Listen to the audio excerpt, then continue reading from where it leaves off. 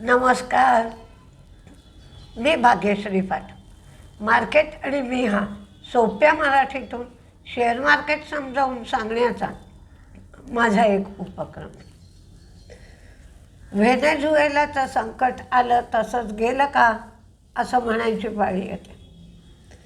कारण अमेरिकेतल्या लोकांनी न्याय लावला की ही मॅनेजेबल रिस्क आहे आणि ह्याचा वायडर इफेक्ट म्हणजे मोठ्या प्रमाणावर परिणाम होणार नाही असं दिसताच त्यांचं मार्केट सावरलं.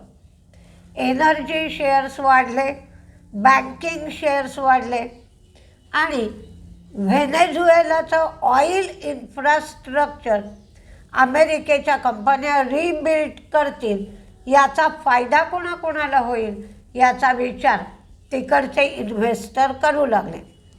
त्यामुळे शेव्हरॉन CHEVRON शेव्हरॉन हा शेअर 5% वाढला. एक्झॉन मोबाईल हा शेअर 2% वाढला आणि त्याचबरोबर ऑइल फील्ड सर्व्हिसेस देणारे शेअर जे होते हॅलिबर्टन हा शेअर 8% वाढला. SLB हा 9% वाढला आणि स्टेट स्ट्रीट एनर्जी ETF सुद्धा 3% वाढला. म्हणजेच काय तर मार्केट नेहमी काय करतं, प्रत्येक घटनेचा कोणाला फायदा होईल हे बघतं आणि आपलं उत्पन्न कसं वाढेल हे बघतं. पैसा कुठे मिळेल बास, लक्ष्मीचं घर मार्केट. पण त्याचबरोबर एनर्जीचे शेअर वाढले म्हणून क्रूडचा भावही वाढला. क्रूड 62च्या घराला पोचलं. बॉन्ड यील्ड 4.17 झालं तर डॉलर इंडेक्स अजूनही 98वरच आहे. त्यांचा मॅन्युफॅक्चरिंग PMI मात्र 47.7 आला. 50च्या आत आला की कॉन्ट्रॅक्शन असं आपण म्हणतो. ऑर्डर्सही कमी येत आहेत, मार्जिनही कमी मिळत आहे. पण या सगळ्यामध्ये काल डाऊ मात्र 49,000चा पॉईंट पार झाला. फॉरेन इन्व्हेस्टर्सची काल विक्री होती पण अगदी थोडी, 36 कोटींची विक्री होती. डोमेस्टिक इन्व्हेस्टर्सची मात्र 1,764 कोटींची खरेदी होती. आजपासून रिझल्टला सुरुवात होईल. GM ब्रिव्हरीजचा आज रिझल्ट लागेल. त्याचबरोबर IEX म्हणजे इंडियन एनर्जी एक्सचेंज यांची सुनावणी आज व्हायची आहे की डिकपलिंगच्या संदर्भात ही सुनावणी आहे. बरेच आता अपडेट्स येत राहतील. त्याच्यामध्ये कोटक महिंद्रा बँकेचा अपडेट आले. ॲडव्हान्सेस त्यांचे 16% वाढले आणि हे ॲडव्हान्सेस YOY बेसिसवर 16% आणि क्वार्टर ऑन क्वार्टर बेसिसवर 3.8%. ॲक्सिस बँकेचे सुद्धा ॲडव्हान्सेस YOY 14.1% तर क्वार्टर ऑन क्वार्टर 3.7% वाढले. डिपॉझिट्स YOY 15% तर quarter on quarter 4.8%. CASA deposit 14% वाढले तर टर्म डिपॉझिट म्हणजे फिक्स डिपॉझिट 15.8% वाढले. ONGCने सांगितलं की आंध्र प्रदेशामध्ये गॅस लिकेज झालं. हे युनिट डीप इंडस्ट्रीज ऑपरेट करते आणि ही वेल जी आहे ती रिमोट प्रदेशात असल्यामुळे नुकसान कमी झालं. ट्रेंटचं रेव्हेन्यू 17% वाढला इयर ऑन इयर बेसिसवर. त्याने वेस्ट साईड आणि झुडिओ या ब्रँडची ग्रोथ चांगली झाली. त्याने UAEमध्ये 4 स्टोअर्स उघडली.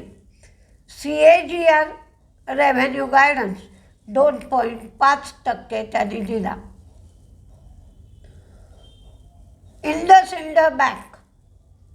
इंडसइंड बँकेचे मात्र ॲडव्हान्सेस 13% YOY बेसिसवर तर क्वार्टर ऑन क्वार्टर बेसिसवर 2.2% कमी झाले.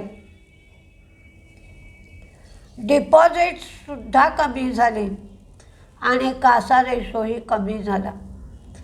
L&T फायनान्स रिटेल डिस्बर्समेंट 22,960 कोटींची केली त्यांनी, तर 49% वाढ आहे. लोनमध्ये 21% वाढ आहे आणि रिअलायझेशन 97% झालं. AWL agri volume growth low single digit आणि ब्रँडेड राईसमध्ये double digit growth. Non rice non wheat याच्यामध्ये 30% वाढ झाली. NBCCला 134 कोटीची ऑर्डर मिळाली, पण ही ऑर्डर त्याच्यामध्ये 45.87 कोटीची ऑर्डर महाराजा श्रीराम युनिव्हर्सिटीकडून आणि 88 कोटीची ऑर्डर ओरिसा स्कूल प्रोग्राम अथॉरिटीकडून मिळाली. डाबरने सांगितलं की ग्रामीण मागणी शहरी मागणीपेक्षा वाढली आहे. होम आणि पर्सनल केअरमध्ये डबल डिजिट ग्रोथ होईल. च्यवनप्राशमध्ये मात्र म्युटेड ग्रोथ आहे किंवा यथातथा म्हणूया आपण. आंतरराष्ट्रीय बिझनेसमध्ये डबल डिजिट ग्रोथ होईल. IEX त्यांचं इलेक्ट्रिसिटी व्हॉल्यूम 2.8% वाढलं आणि रिअल टाईम मार्केट व्हॉल्यूम मात्र 20% वाढलं. मॉईल मॅंगॅनीज ओरचं उत्पादन 3.7% वाढलं. आणि ही जी वाढ आहे त्या वाढीची त्यांनी काही कारणं दिली आहेत. तर माइन प्लॅनिंगमध्ये त्यांनी सुधारणा केली, ऑपरेशनल डिसिप्लिन राखली, मेकॅनायझेशन केलं आणि कन्सल्टन्सीचा त्यांना फायदा मिळाला. उत्कर्ष स्मॉल फायनान्स बँक त्यांचे ॲडव्हान्सेस कमी झाले. कासा डिपॉझिट आणि कॅश रेशो हा त्यांचा वाढला. अडाणी एंटरप्राइजेसने श्री विश्ववृद्धी प्रायव्हेट लिमिटेडमध्ये 49% स्टेक घेतला. टाटा मोटर्स पॅसेंजर व्हेकल JLRची रिटेल विक्री कमी झाली 25.1% आणि होलसेल विक्रीसुद्धा 43.3% कमी झाली. आणि त्यांनी सांगितलं सायबर इन्सिडेंट झाल्यामुळे उत्पादन थांबवलं होतं, त्याचा व्हॉल्यूमवर परिणाम झाला. बायोकॉननी BBLच्या 26 कोटी शेअरचं ॲक्विजिशन पूर्ण केलं. L&T फायनान्स त्यांची डिस्बर्समेंट 49% वाढली, तर रिटेल लोन 21% वाढलं. तर कुठले शेअर तेजीत राहतील, कुठले शेअर मंदीत राहतील हे पाहूया.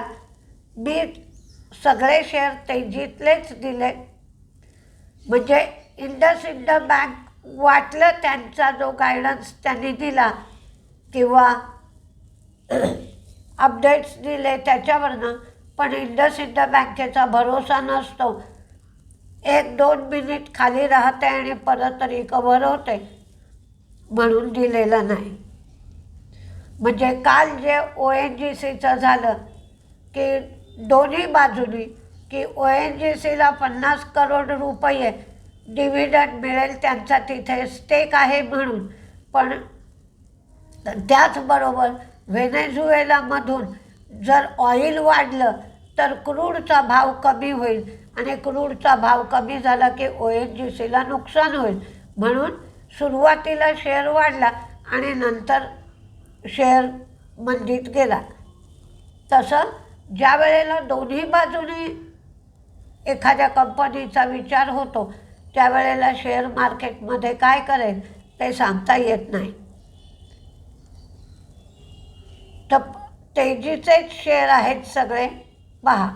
प्रेस्टीज, क्रेडिट ॲक्सेस ग्रामीण, Kotak bank, Trent, axis bank, astral, Muthoot finance, Hindustan copper, कारण काल कॉपरमध्ये खूपच तेजी होती, नाल्को, हिंदाल्को, मॉईल, बजाज ऑटो.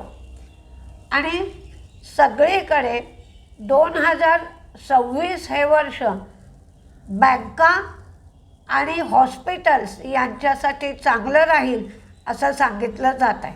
आणि हॉस्पिटलचे शेअर फारसे पडत नाही आहेत, पडले की लगेच सावरतात. Bajaj Auto, Medanta, BDL, BEL, Apollo Hospital, Narayana Hrudayalaya, GM Breweries, LIT Finance, Lodha, Eicher Motor, NBCC, DCX, Adani Port, Shriram Finance, Dabur, Piramal Finance, Tata Power, NMDC Steel, काश इंटरनॅशनल, KSH, नवीन लिस्टिंग आहे, त्यांचा रिझल्ट चांगला लागला आहे म्हणून. Allcargo Terminal. काल एनर्जी शेअर अमेरिकेत वाढले होते म्हणून Power Finance Corporation, PFC, REC, BPCL, HPCL, Swiggy, FirstCry, Data Pattern. काल सिमेंटचे शेअरही चालले होते म्हणून JK सिमेंट आणि ट्रेंट. तरीही मार्केट हल्ली खूप व्होलटाईल असतं. काल फॉरेन इन्व्हेस्टर आल्याबरोबर मार्केटमध्ये व्होलटॅलिटी वाढली. विक्ससुद्धा काल 8% वाढला होता. त्यामुळे त्या व्होलटॅलिटीचा विचार करूनच ट्रेड करणं हे अधिक योग्य ठरेल. बघूया काय होतं आहे. नमस्ते.